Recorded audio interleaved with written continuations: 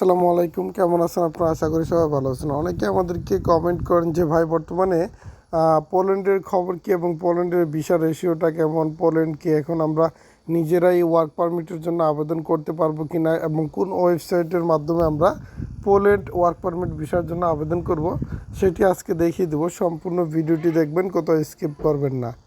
আপনার যদি একটি মোবাইল থাকে তাহলে মোবাইল থেকে আপনি কি করবেন, ক্রোম ব্রাউজারে চলে যাবেন অথবা যে কোনো একটি ব্রাউজার থেকে আপনি google.com সার্চ অপশনে চলে আসবেন। তো google.com সার্চ অপশনে চলে আসার পর আপনাকে সার্চ করতে হবে TAMIL তামিল, তারপর NESAN তামিল নেশন, তারপর অনলাইন লিখতে হবে। বানানে ভুল করা যাবে না। তামিল নেশন অনলাইন লেখার পর আপনাদের সামনে এরকম একটি ওয়েবসাইট চলে আসবে। এই ওয়েবসাইটের উপরে আপনাকে ক্লিক করতে হবে। ওকে, তো এই ওয়েবসাইটের উপরে আপনি ক্লিক করবেন। ক্লিক করার পর আপনাকে এখান থেকে যে কাজটি করতে হবে, এখান থেকে থ্রি ডট আইকনে আপনাকে ক্লিক করতে হবে। ওকে, তো আমরা এই থ্রি ডট আইকনে ক্লিক করব এবং এখান থেকে আমরা ইউরোপ ভিসা ইনফোতে চলে আসব। ওকে, তো ইউরোপ ভিসা ইনফোতে চলে আসার পরে এখান থেকে আমরা কি করব, ইউরোপ ভিসা ইনফোর উপরে ক্লিক করব। ইউরোপ ভিসা ইনফোর উপরে ক্লিক করার পরে এখান থেকে আমরা একটু নিচে চলে আসব। আসার পর এখান থেকে আমরা দেখব পোল্যান্ড ভিসা অ্যাপ্লিকেশন 2024 লেখা আছে।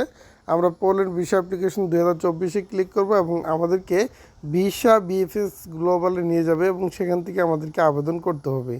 এই যে দেখেন বন্ধুরা, এখানে অ্যাপ্লাই ফর ভিসা, এই অ্যাপ্লাই ফর ভিসাতে ক্লিক করব। অ্যাপ্লাই ফর ভিসাতে ক্লিক করার পর এখান থেকে আইডেন্টি টাইপ অফ ভিসাতে ক্লিক করব। তারপর how to long the application might take, এটার উপরে ক্লিক করব। ক্লিক করার পর এখানে চলে আসবো। এখান থেকে সিলেক্ট করব আমি কী ধরনের ভিসা যেতে যাচ্ছি, এমপ্লয়মেন্টের ভিসা। তারপর এখান থেকে ওভারভিউ থেকে আমরা অ্যাপ্লিকেশন ফর্মে ক্লিক করব। তারপর ন্যাশনাল ভিসা ফর্মে ক্লিক করার পর আপনাকে এখানে তথ্যগুলো দিতে হবে। যে তথ্যগুলো দিলে আপনাদের অটোমেটিক পাসপোর্ট দেওয়ার সিস্টেম চলে আসবে। এখান থেকে আপনাকে একটা জিমেল আইডি দিতে হবে, আপনার পাসওয়ার্ড দিবেন, এই লেখাগুলো এখানে তুলে দিবেন।